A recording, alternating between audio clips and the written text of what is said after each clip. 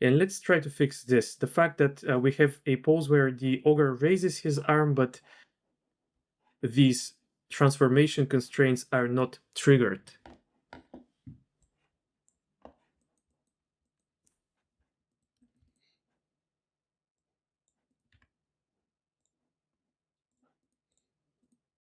Addons.cgdive.com makes it easy to discover the right Blender add-on for your next project.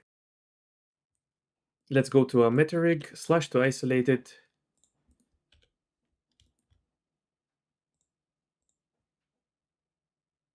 Go to edit mode. And now I want to create a setup, a bone that is parented and constrained in such a way that only shows me whether the arm is raised or not.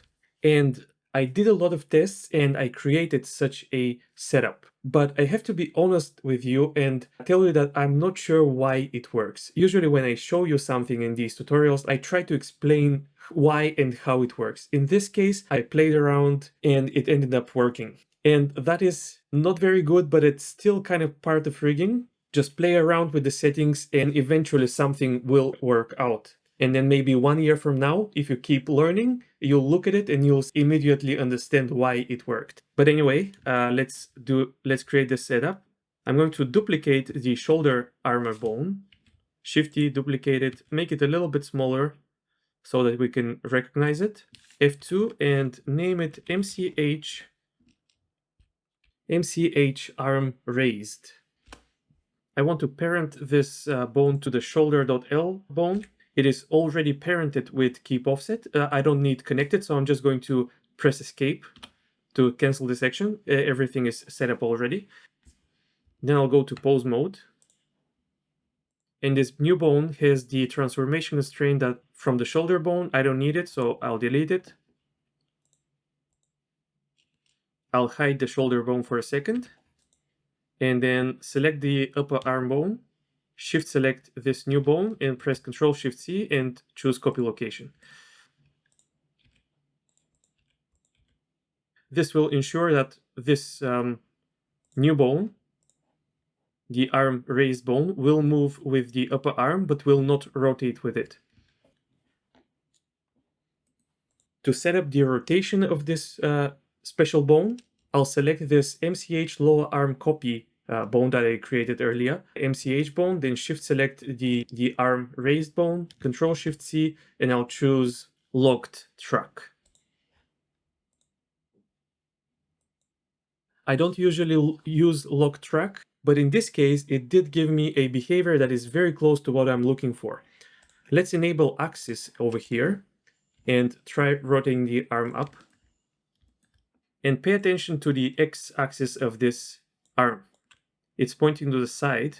Now if I select the upper arm and start rotating it on its own axis, you'll notice that this bone that has locked track constraint on it does not rotate. Its x-axis is always pointing in the same direction. I can double tap R and rotate this upper arm bone around, and you'll see that the x-axis stays pretty stable. However, there are situations, for example, when the arm is kind of rotated like that, when this bone starts pointing in another direction. To fix this, again, I'm going to select this MCH lower arm bone, and then shift select the arm raised bone, and then press Ctrl Shift C and choose dumped track. And now this small bone will again regain its proper orientation. And now I can test it by rotating the upper arm around. And you'll see that I can rotate this upper arm any way I like, and this MCH bone keeps a very stable orientation. And this gives me a way to track whether the arm of the ogre is raised or not. The exact way in which it is raised does not matter. I only want to know if it's up or down. Okay, let's press Alt-H to unhide the shoulder armor bone. Select all bones and press Alt-R, Alt-G, Alt-S to clear all rotation, location, and scale.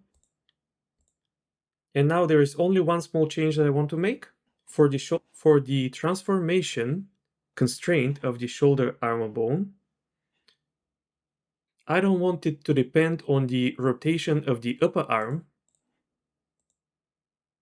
I want it to depend on the orientation, on the rotation of this new bone, of this new special bone that I created. So I'll select it, press F2, copy the name, then I'll go to the shoulder armor bone, and in here I'll hover over the bone area and press Ctrl V. Before I forget, I need to add another transformation constraint to this bone. We just did that in the generated rig, but these changes will be overwritten when we regenerate the rig, which is not good. So let's add another transformation constraint, copy the target field and paste it in here, copy the bone field and paste it in here, make it rotation to rotation, local space to local space. This minimum Z value I did change to 55, so it's going to be, in here is going to be 55 to 110. Z should drive Y. And in here, I think it was a value like -45 or so. I'm just going to go back to the generated rig and check. So yeah, it's -40, so -50 basically. -50 in here. Oh, and I also changed the mode to quaternion to avoid the jumping around issue that I was seeing. Because I copied the MCH arm raised bone from the shoulder armor bone, it still has this relink constraint option enabled. So I'll just delete the field and uncheck the option.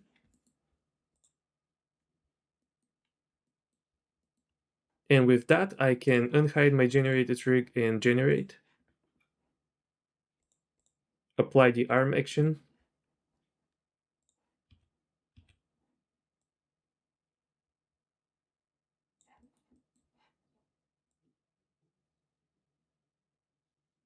Before I did the changes, the transformation constraints were not triggered in this place, but now they are.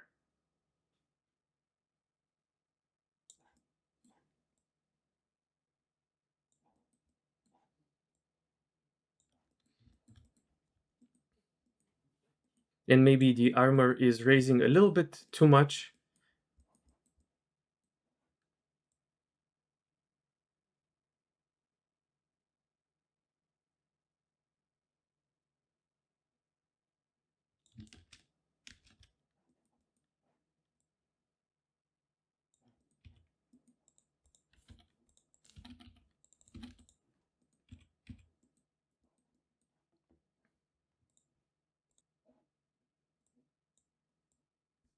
So maybe a value of 0.1 will actually be better. Yeah, it works here as well. So yeah, I'll leave it to that, and I'll also change the same value for the metarig.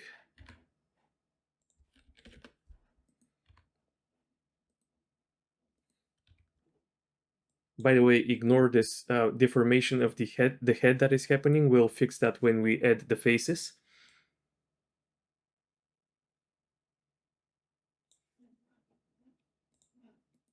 And so is this perfect now? Of course, I wouldn't say so. There is still some penetration between the shoulder armor that happens with very, very extreme poses.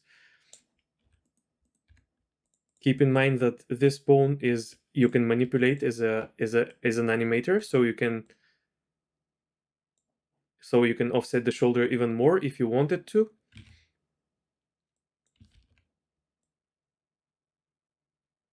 At some point, trying to make these automations completely perfect becomes counterproductive, because you could spend many, many hours trying to create those, even though they only happen at very rare occasions. That's it for this chapter. Please like, subscribe, and check out our other projects, academy.cgdive.com and addons.cgdive.com.